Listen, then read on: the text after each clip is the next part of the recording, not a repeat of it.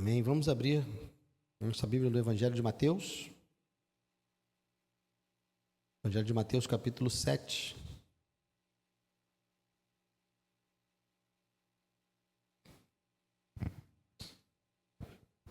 Mateus, capítulo 7. Caminhando aí na reta final do nosso Sermão do Monte. Mateus 7, capítulo 7, versos 13 e 14. Vamos ler juntos? São apenas 2 versículos. Versos 13 e 14, 1, 2 e... Entrem pela porta estreita, porque larga é a porta e espaçoso é o caminho que conduz para a perdição, e são muitos os que entram por ela. Estreita é a porta e apertado é o caminho que conduz para a vida, e são poucos os que o encontram. Amém. Pai amado, obrigado por mais essa parcela do sermão que o seu filho proferiu lá no Monte das Oliveiras. Muito obrigado, Deus, pela leitura, que o Senhor nos abençoe, que o Senhor fale conosco nessa noite, para a glória do teu nome, ó Deus. Alimenta-nos, Senhor, edifica-nos, transforma-nos, ó Deus, pelo poder da tua palavra.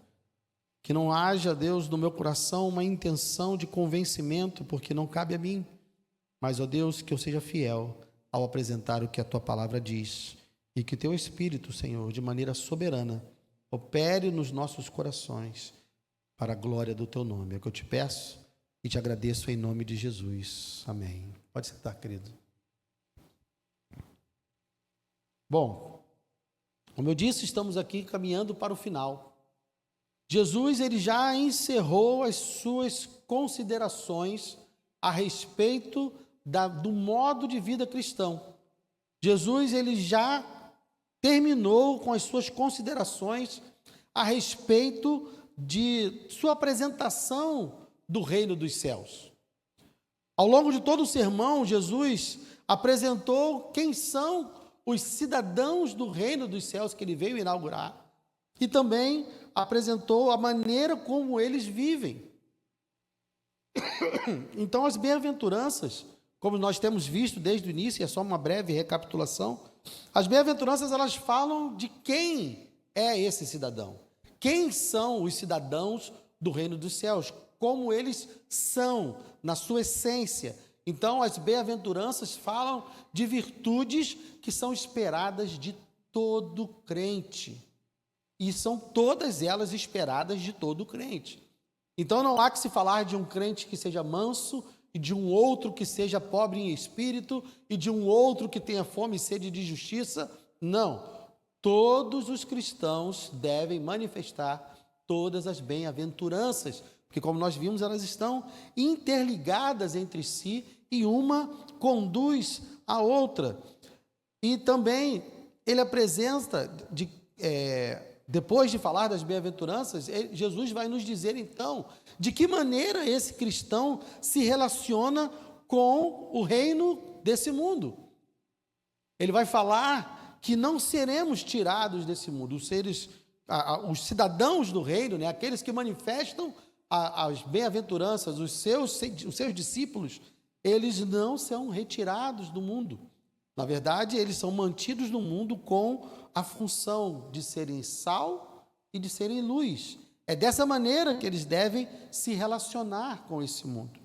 E depois ele passou a demonstrar de que maneira, como essas pessoas devem viver.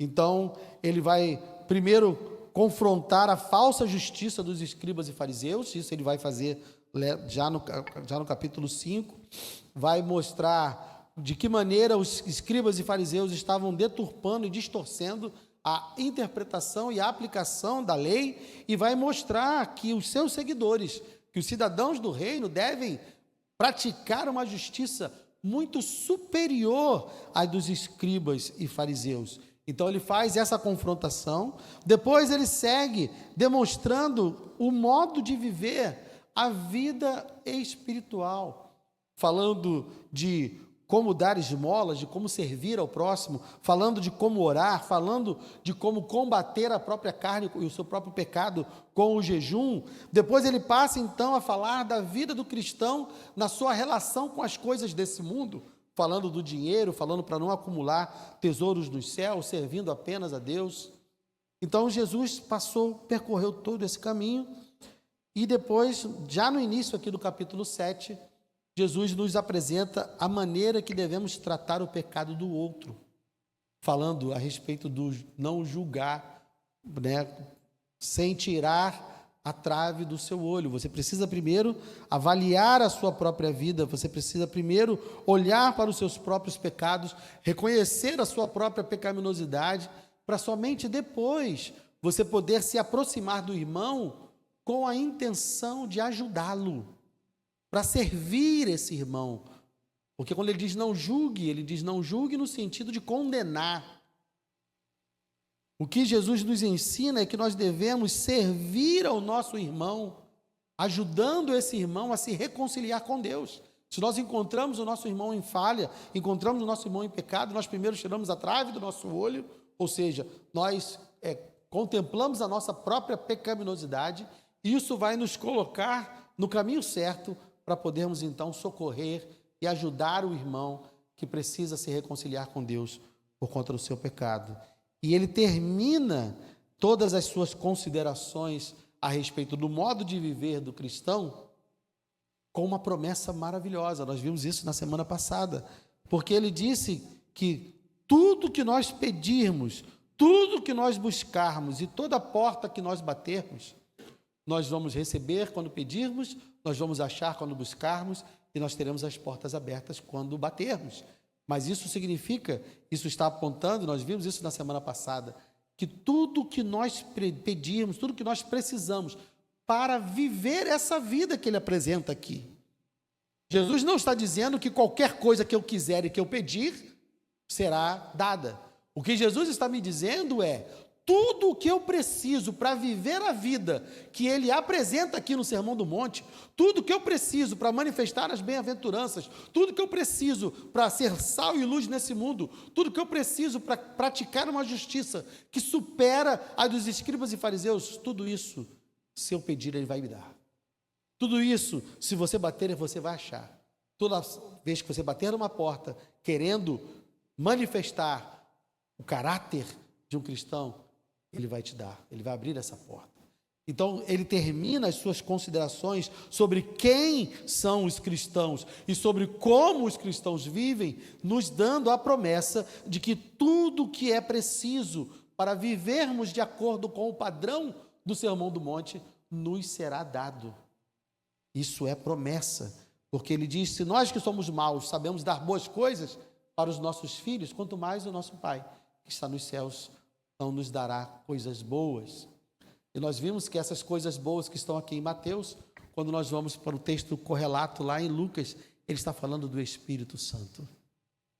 Nosso Pai nos deu o Espírito Santo. Então eu e você temos a habitação do Espírito Santo em nós para nos capacitar a vencer o pecado.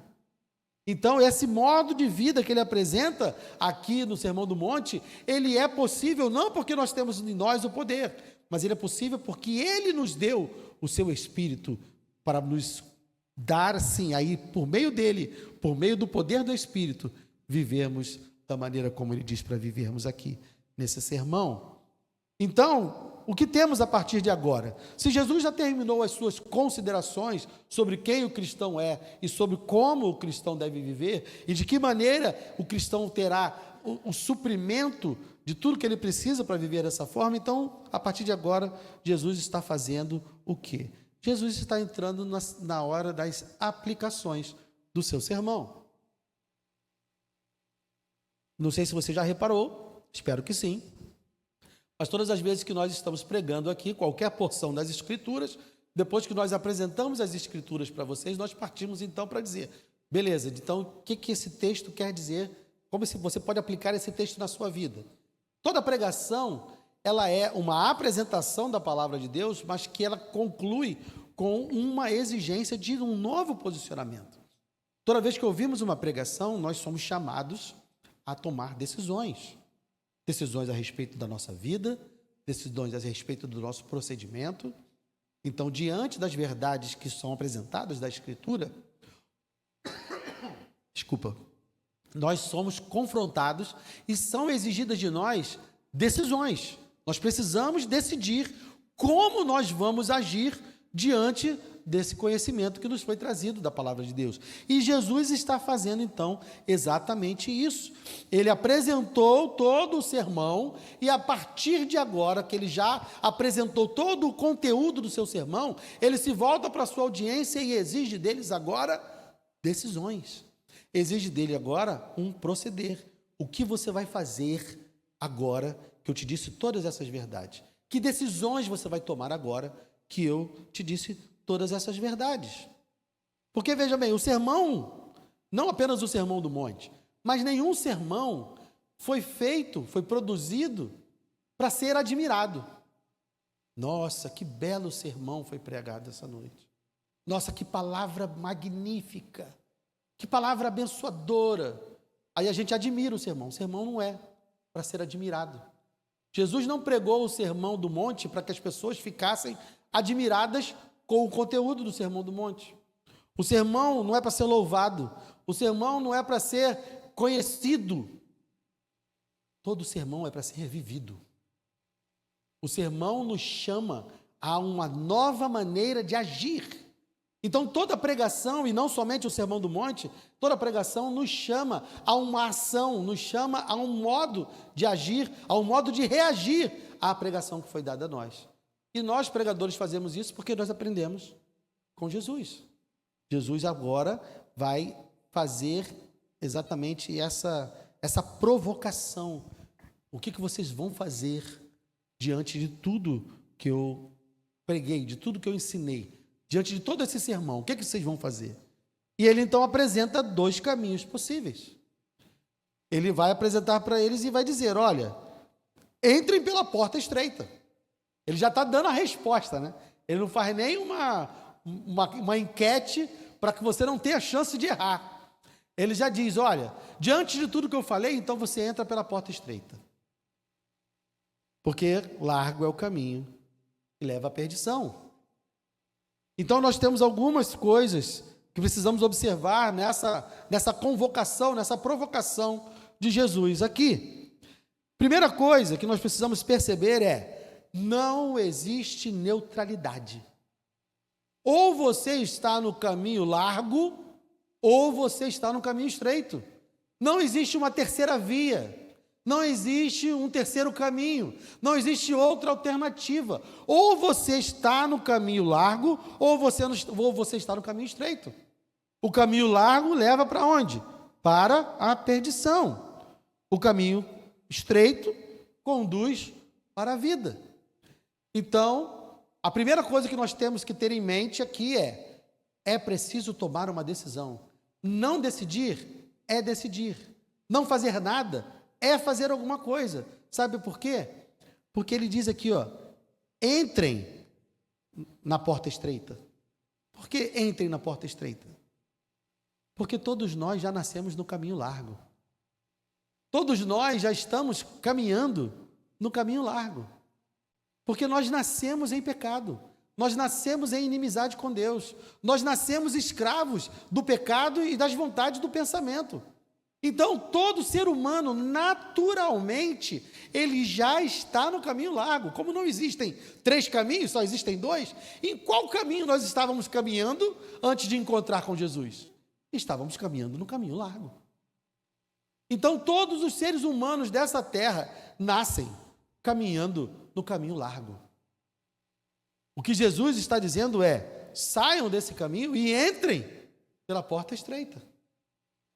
Então é preciso tomar essa decisão. Ele diz: entrem, porque vocês precisam abandonar esse caminho que está levando vocês para a perdição. E entrem no caminho que eu estou apresentando para vocês, entrem no caminho que eu mostrei para vocês ao longo desse sermão. É esse caminho que vocês devem seguir, porque esse caminho conduz à vida. Então essa é a primeira consideração.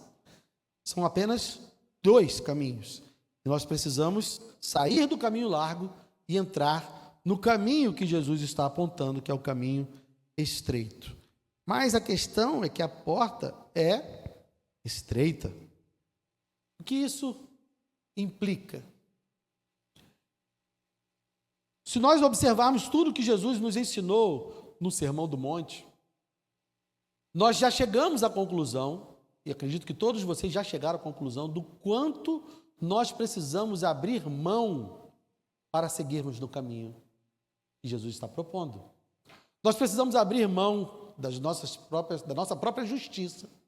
Nós precisamos abrir mão da nossa própria verdade. Nós precisamos abrir mão do nosso próprio eu.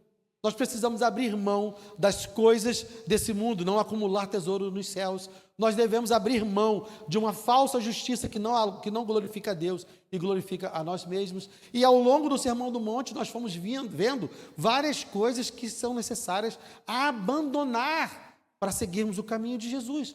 Por isso que a porta é estreita, porque você passa ali na medida. Se você estiver carregando com você todas essas coisas, se você estiver carregando a sua justiça, se você estiver carregando os seus méritos, supostos méritos, se você estiver carregando o seu velho eu, a sua pecaminosidade, se você estiver carregando tudo isso, você vai ficar agarrado na porta. É preciso que você abra mão. Então, o que Jesus está nos dizendo é que o caminho que Ele está propondo no Sermão do Monte é um caminho de renúncia. É um caminho onde nós precisamos abrir mão e entrar nele com uma dependência total de Deus. Não temos bagagem para levar, não temos nada de útil para contribuir, não temos nada para acrescentar. Nós temos simplesmente que ir, abandonar as nossas verdades e seguir pela porta estreita. É preciso abandonar. Então, essa porta estreita quer nos dizer que nós precisamos abandonar tudo e renunciar tudo para entrar. Se quisermos sair do caminho largo, se quisermos sair desse fluxo onde a maioria das pessoas está seguindo, nós vamos ter que renunciar todas essas coisas que nós já vimos ao longo do Sermão do Monte, para podermos entrar pela porta estreita. Mas tem uma questão: não é somente a porta que é estreita.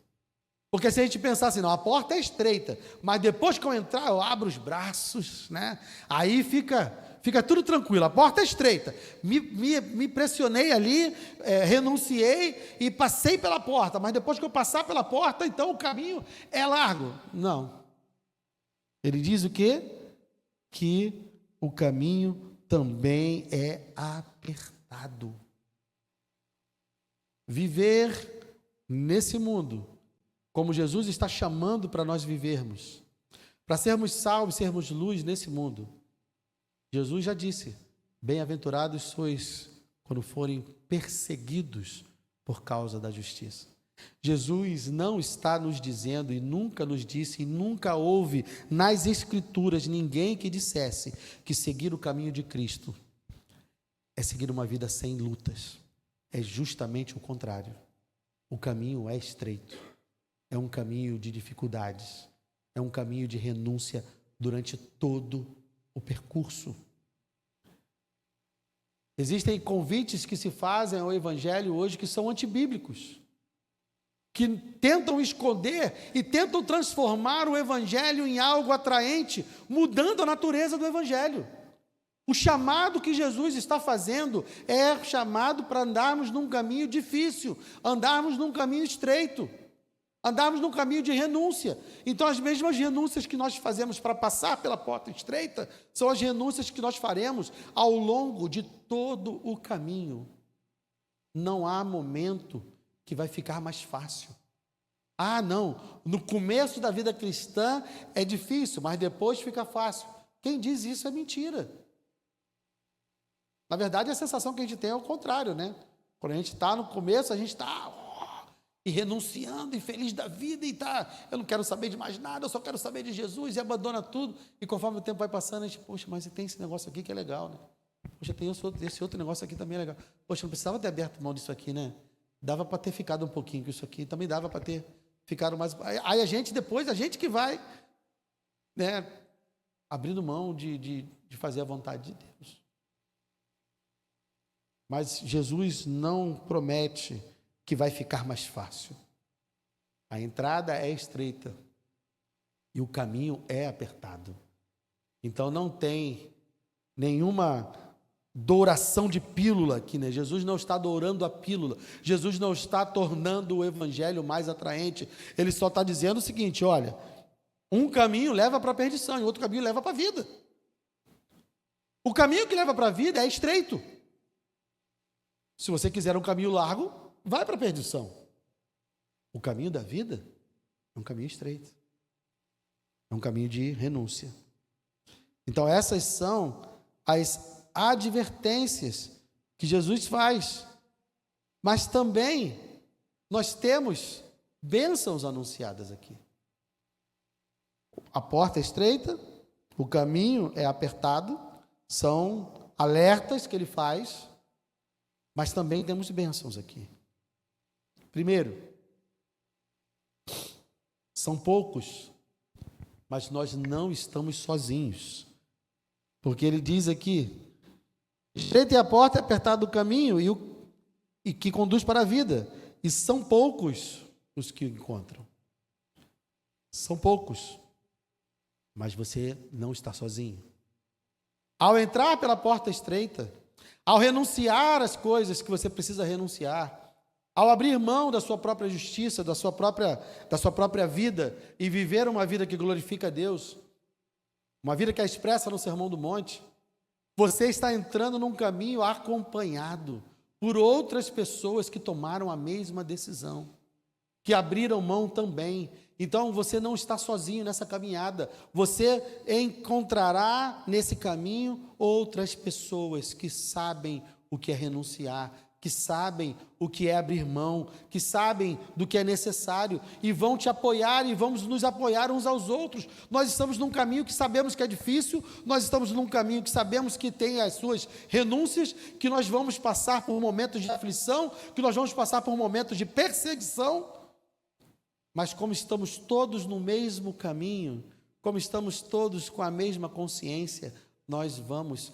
amparar uns aos outros, ajudar uns aos outros, porque nós estamos passando as mesmas lutas, estamos passando as mesmas dificuldades. Há uma identificação, não estaremos sozinhos nesse caminho. São poucos, mas são pessoas que estão no mesmo propósito.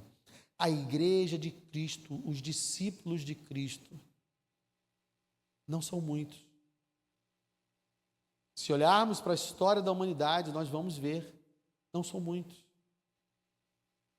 A despeito até mesmo de censos religiosos, nós sabemos que um censo religioso não apresenta o tamanho da igreja, porque muita gente pode se apresentar como cristão num censo religioso, mas a sua vida não condiz com essa declaração. Ela não está no caminho estreito. Ela não passou pela porta estreita. Para passar pela porta estreita não basta dizer, sou cristão evangélico. Bateu um cara lá na minha porta. E aí, Guilherme, qual a sua religião? Não, eu sou protestante. Tá. O cara do censo do IBGE não vai perguntar, tudo bem, mas você está no caminho estreito ou você está no caminho largo? Ele não vai fazer essa pergunta para mim. Então, a igreja de Cristo, a verdadeira igreja de Cristo, são poucos. E isso, inclusive, serve para nós prestarmos atenção nas nossas intenções evangelísticas. Porque, às vezes, nós podemos ficar frustrados, né? E nós organizamos um trabalho e pensamos em estratégias e fazemos várias e várias coisas e saímos na empolgação achando que vamos ter uma praça inteira rendida ao Evangelho. A porta é estreita, irmão. Nós não precisamos ter essas expectativas. Nós temos o desejo que Deus alcance o máximo de pessoas possível.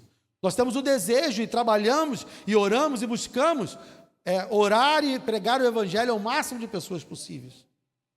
Mas todas as vezes que o Evangelho, que as Escrituras falam a respeito do caminho estreito, é um caminho para poucos.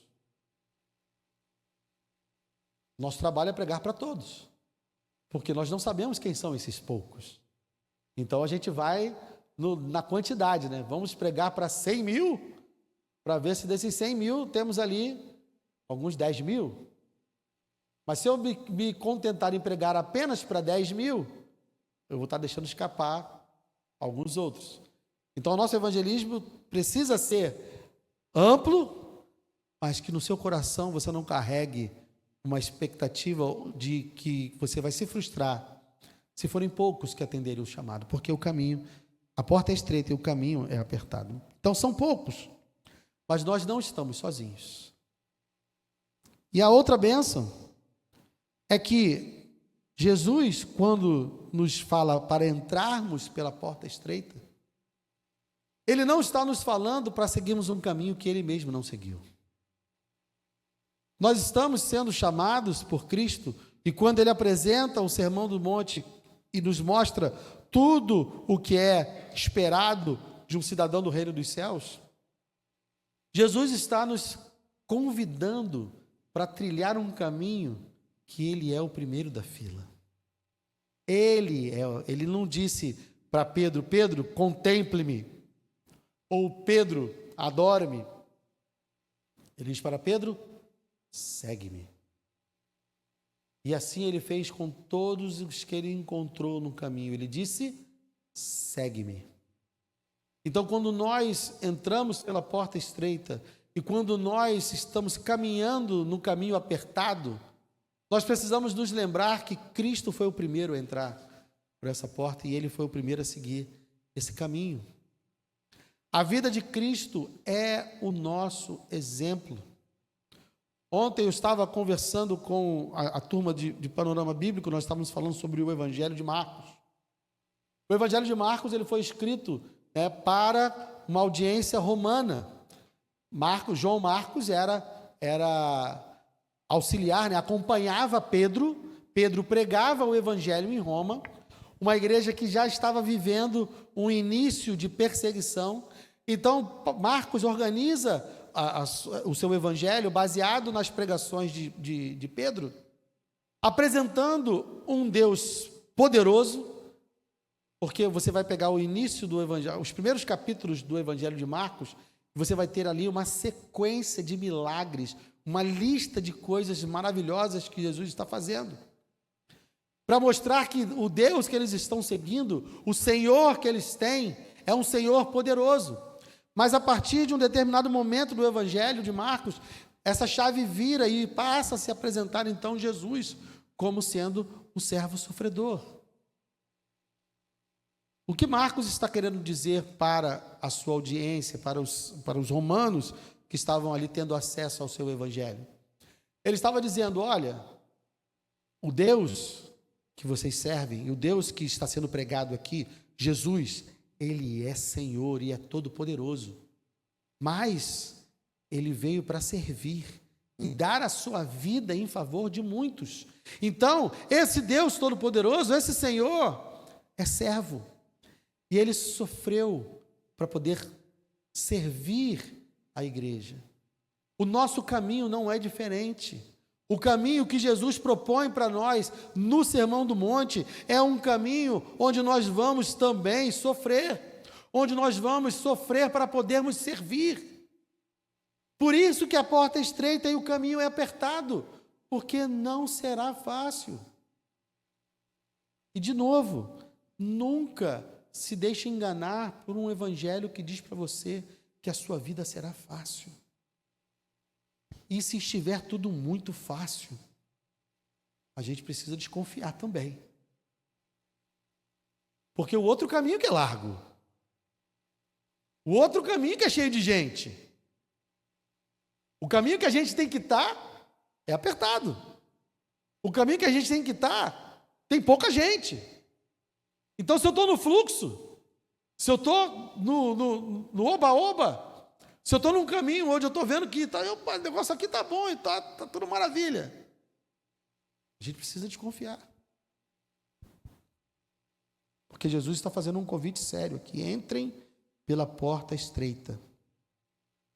Porque Ele tem consciência, irmãos, Ele está nos dizendo, mais uma vez repito, tudo que ele propõe para nós no Sermão do Monte, não será fácil para nós. Mas lembre-se sempre da promessa que ele faz aqui nos versos 7. Peçam e lhes será dado. Busquem e acharão.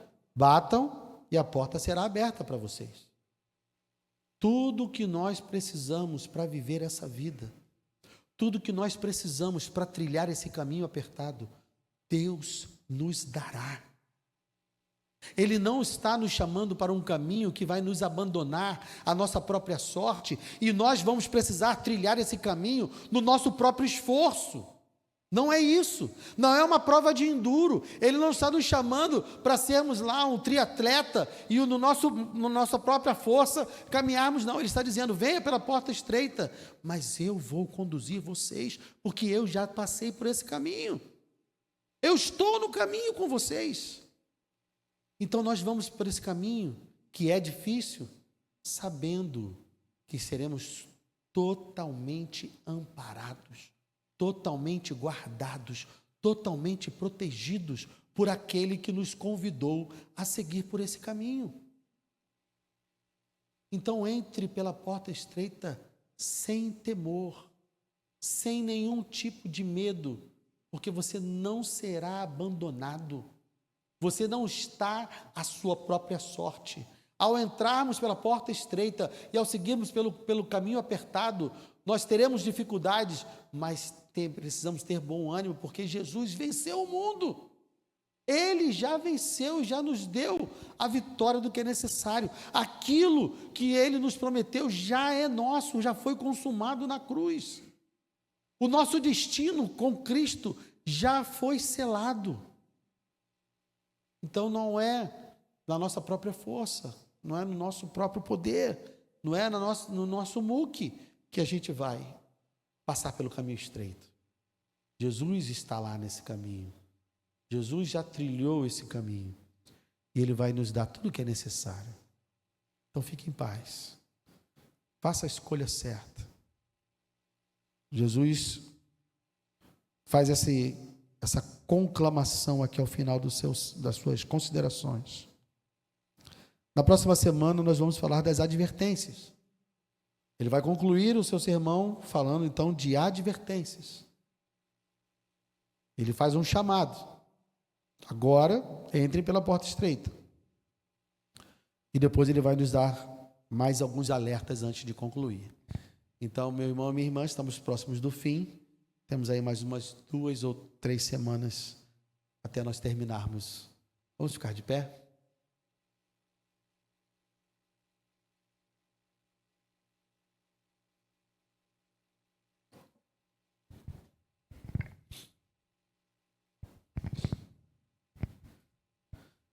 Oh, Senhor. Obrigado, Deus. Obrigado por nos apresentar o Evangelho exatamente como ele é. Sem nenhum tipo de floreio. O Senhor nos apresentou o caminho que devemos seguir, quem devemos ser e quais os desafios que nós vamos enfrentar. O Senhor nos alertou que vamos entrar por uma porta estreita, onde haverá renúncia, onde haverá uma necessidade de abrirmos mão, de deixarmos aquilo que consideramos valoroso e importante e assumirmos que, na verdade, o que importa é o Senhor e renunciarmos a essas coisas. O Senhor também nos alerta que entraremos por um caminho estreito, apertado, e esse caminho é apertado até o fim. Mas muito obrigado, Deus, porque também nos deu as promessas de que tudo que nós precisamos para trilhar esse caminho nos será suprido. Quando vier a dor, virá também a provisão para podermos suportar a dor. Quando vier o sofrimento, também virá a provisão para suportarmos o sofrimento. Então, o Senhor nos diz que não estaremos sós nessa caminhada. Além dos outros irmãos dos outros poucos irmãos que estarão conosco nesse caminho, nós também temos o teu filho, que estará conosco, porque ele disse: segue-me, e nós estamos seguindo ele por esse caminho. O exemplo dele, de alguém que sofreu, de alguém que se doou, de alguém que serviu, que esse exemplo esteja vivo diante de nós, para que nós possamos também servir nesse caminho. Que nós possamos ser instrumentos de serviço nesse caminho.